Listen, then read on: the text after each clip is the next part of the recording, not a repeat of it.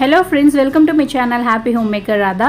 இந்த வீடியோல நாம டே 5 ஓட paleo vegetarian recipes தான் பார்க்க போறோம். இப்போ வாங்க பிரேக்ஃபாஸ்ட்க்கு வந்து நான் என்ன பண்றேங்க அத பார்க்கலாம். பிரேக்ஃபாஸ்ட்க்கு நான் பட்டர் டீ தான் எடுத்துக்கிட்டேன். பட்டர் டீ வந்து டீ தூள் போட்டு பட்டர் போட்டு குடிச்சோம் அப்படினா உங்களுக்கு சுகர் சேர்க்காம குடிக்கிறனால கொஞ்சம் டிஃபிகல்ட்டா இருக்க மாதிரி இருக்கும். அதனால வந்து நான் என்ன பண்றேன்னு பாத்தீங்கன்னா கிராம்பு, ஏலக்காய், இஞ்சி இதெல்லாம் சேர்த்து மசாலா டீ மாதிரி போடுறேன். இந்த இஞ்சி, கிராம்பு, ஏலக்காய்லாம் பார்த்தீங்கன்னா உங்களுக்கு ஃபேட்டை சீக்கிரமாக கரைக்கிறதுக்கு கூட ஹெல்ப்ஃபுல்லாக இருக்கும். அது மாதிரி சுகர் இல்லாமல் குடிக்கிற ஃபீலிங் வந்து உங்களுக்கு இருக்காது. நான் என்னோடய ஃபேமிலிக்கு டீ போடும்போது பார்த்திங்கன்னா நான் சேர்த்து இது மாதிரி மசாலா டீ மாதிரி போட்டுருவேன். போட்டுட்டு அவங்களுக்கு தேவையானதை எடுத்துக்கிட்டு எனக்கு தேவையான டீயை பேன்லேயே வச்சுருவேன். வச்சுட்டு அது கூட வந்து 2 டேபிள் ஸ்பூன் வெண்ணெய் வந்து ஆட் பண்ணிக்குவேன். இப்போயும் நான் அது மாதிரி தான் செஞ்சிட்ருக்கேன். பாருங்கள் டீயோட அளவு குறைஞ்சிருக்கு. இதில் வந்து நான் 2லேருந்து 2.5 டேபிள் ஸ்பூன் அளவு வரைக்கும் நான் வந்து பட்டர் சேர்த்துக்குவேன்.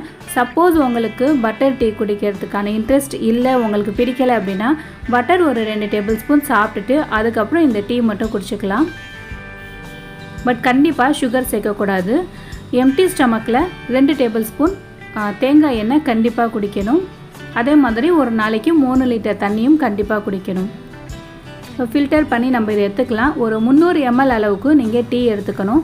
சப்போஸ் நீங்கள் கம்மியாக எடுத்துக்கிறீங்க அப்படின்னா ஒரு 1 hour கழிச்சு ஏதாவது ஃப்ரூட் அப்படி இல்லைன்னா ஜூஸ் ஏதாவது எடுத்துக்கோங்க. Breakfast ready. நெக்ஸ்ட்டு லஞ்சுக்கு வந்து நான் என்ன ப்ரிப்பேர் பண்ணேன் அப்படிங்கிறத சொல்கிறேன். லஞ்சுக்கு வந்து காலிஃப்ளவர் ரைஸும் லெமன் ரசம் அப்புறம் கத்திரிக்காய் பொரியல் பண்ணேன். கத்திரிக்காய் பொரியல் எப்படி பண்ணுறதுங்கிறத நான் சொல்கிறேன். திருவின தேங்காய் கொஞ்சம், சோம்பு கொஞ்சம் எடுத்துக்கோங்க. ஒரு 4-5 பல் பூண்டு எடுத்துக்கோங்க. ஒரு 2 பீஸ் வந்து கருவேப்பிலை சேர்த்துக்கோங்க. கருவேப்பிலையெல்லாம் நம்ம சாப்பிடும் போது தனியாக வந்து தூக்கி வச்சுருவோம். அதனால் நான் வந்து சேர்த்து அரைச்சிடுறது மேக்ஸிமம். அப்புறம் ஒரு 2 டேபிள் ஸ்பூன் அளவுக்கு மிளகாத்தூள், மஞ்சள் தூள் சேர்த்துக்கோங்க. 2 பீஸ் தக்காளி, இது ஆப்ஷனல் தான், சேர்த்திங்கன்னா உங்களுக்கு எக்ஸ்ட்ரா டேஸ்ட்டு கிடைக்கும். அப்புறம் அந்த கத்திரிக்காய்க்கு தேவையான அளவுக்கு உப்பு சேர்த்துக்கோங்க. இதை நம்ம வந்து நல்லா நைஸ் பேஸ்ட்டாக அரைச்சி எடுத்துக்குவோம். உங்களுக்கு குழப்பாக வேணும், அந்த பொரியல் வந்து கொஞ்சம் நல்லா சாஃப்டாக வேணும்னா தண்ணி நிறையா சேர்த்து அரைச்சிக்கோங்க. அப்படி இல்லை உங்களுக்கு வந்து கிறிஸ்பியாக வேணும்னா கொஞ்சமாக தண்ணி சேர்த்து அரைச்சிக்கோங்க. அதுக்கப்புறம் ஒரு பவுல் எடுத்து கத்திரிக்காவை மெல்லிஸாக நீட்டாக வந்து கட் பண்ணிக்கோங்க. நீங்கள் இது மாதிரி மெல்லிஸாக கட் பண்ணும்போது உங்களுக்கு சீக்கிரமாக வந்து வெந்துடும். அதில் நம்ம அரைச்சி வச்சுருக்க பேஸ்ட்டை சேர்த்துக்குவோம். சேர்த்து ஒரு 10 நிமிஷத்துலேருந்து ஒரு 1/4 மணி நேரம் வரைக்கும் இதை நம்ம நல்லா ஊற வச்சிடலாம் பரட்டி. எனக்கு வந்து கொஞ்சம் குழப்பாக இருந்தால் பிடிக்கும் அப்படிங்கிறதுனால நான் வந்து கொஞ்சம் தண்ணி அதிகமாக சேர்த்துருக்கேன். கிறிஸ்பியாக வேணும்னா தண்ணி கண்டிப்பாக கம்மியாக சேர்த்துக்கோங்க. ஒரு 10 நிமிஷம் ஆயிடுச்சு. இப்போது இதை எப்படி பண்ணுறதுங்கிறத பார்க்கலாம். ஒரு பேன் ஹீட் பண்ணி அதில் தேங்காய் எண்ணெய் சேர்த்துக்கோங்க. அப்படி இல்லைன்னா நீங்கள் நெய் கூட சேர்த்துக்கலாம். எண்ணெய் சூடானக்கு பிறகு கடுகு, கருவேப்பிலை நம்ம தாளிச்சிக்கலாம். ரொம்ப சிம்பிள் தான், பட் ரொம்ப டேஸ்ட்டாக இருக்கும். நீங்கள் ரசம்லாம் வச்சு இது மாதிரி சாப்பிடும் போது ரொம்பவே நல்லாயிருக்கும். நீங்கள் பேலியோவில் இல்லை அப்படின்னா இது வந்து தேங்காய் எண்ணெய்க்கு பதில் நல்லெண்ணெய் கூட சேர்த்துக்கலாம்.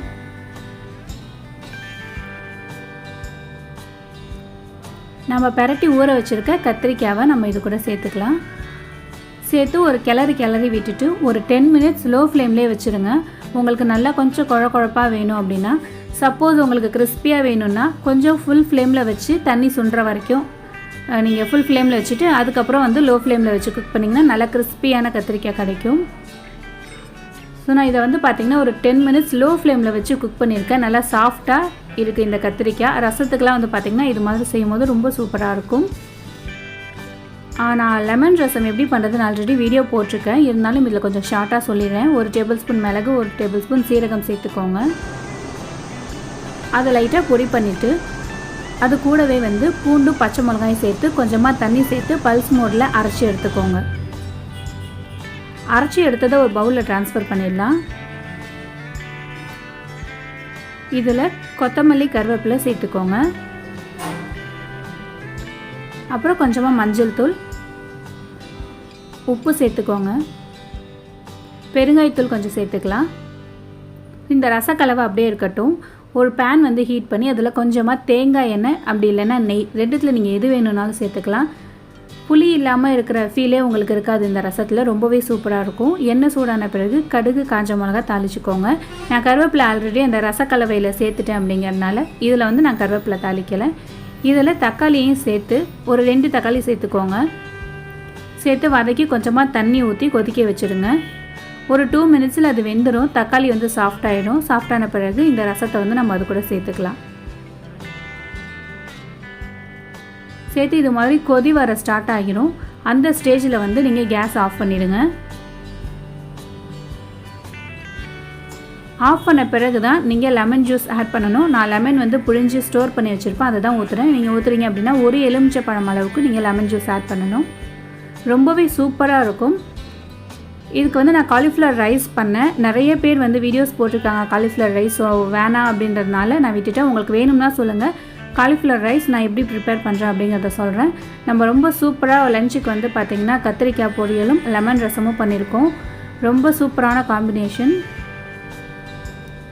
இப்போ நான் காலிஃப்ளவர் ரைஸ்க்கு கத்திரிக்காய் பொரியலும் ரசமும் வச்சு லஞ்சுக்கு எடுத்துக்கிட்டேன்.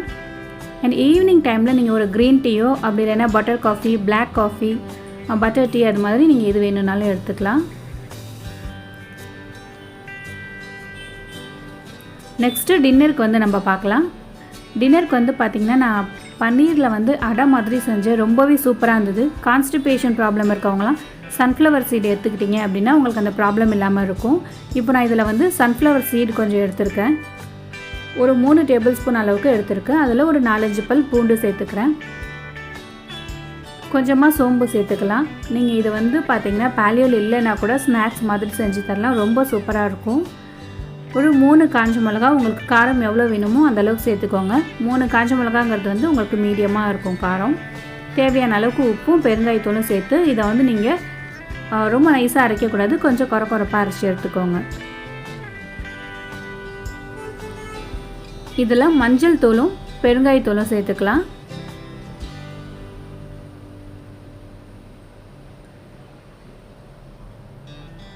அப்புறம் ஒரு 150 கிராம் அளவுக்கு பன்னீர் வந்து நான் எடுத்துருக்கிறேன்.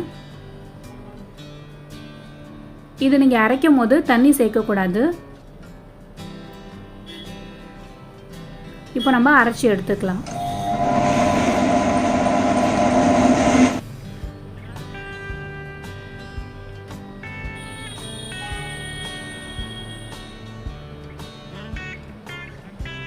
இது ரொம்ப சூப்பராக இருக்கும். நம்ம டின்னருக்கெலாம் எடுத்துக்கும் போது நல்லா ஃபில்லிங்காக இருக்கும்.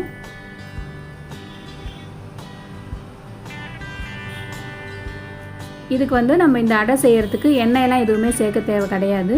நம்ம பருப்பு அடை சாப்பிட்டா என்ன டேஸ்ட்டில் இருக்குமோ சேம் அதே டேஸ்ட்டில் இருக்கும். ரொம்ப சூப்பராக இருந்தது. இதை வந்து இது மாதிரி 2 உருண்டையாக உருட்டிட்டு கையில் வந்து இது மாதிரி தட்டிக்கோங்க. ரொம்ப மெலிசாக தட்டினீங்க அப்படின்னா உங்களுக்கு எடுக்கிறதுக்கு கஷ்டமாக இருக்கும். ஸோ கொஞ்சம் மொத்தமாக இருக்க மாதிரி தட்டிக்கோங்க. லோ ஃப்ளேம்லேயே வச்சு தான் இதை கண்டிப்பாக குக் பண்ணணும். ஒரு 2 மினிட்ஸ் ஆனதுக்கப்புறம் நம்ம வந்து திருப்பி போட்டுக்கலாம். ரொம்பவே சூப்பராக பன்னீரில் வந்து நம்ம அடை பண்ணிட்டோம். நிறைய ரெசிபீஸ் வந்து நம்மளால் பன்னீரில் பண்ண முடியும். அதுக்கப்புறம் உங்களுக்கு பசி எடுக்குது அப்படி இல்லைன்னா இது டைஜஸ்ட் ஆகுமோன்ற பயம் இருக்குது அப்படின்னா கோல்டு மில்க், அதாவது மசாலா மில்க் வந்து நீங்கள் எடுத்துக்கலாம். அது எப்படிங்கிறது வந்து நான் Day 1லேயோ Day 2லேயோ வீடியோவில் போட்டிருக்கேன். நீங்கள் அதில் போய் பாருங்கள். வேறு ஒரு வீடியோவில் மீட் பண்ணலாம். நன்றி.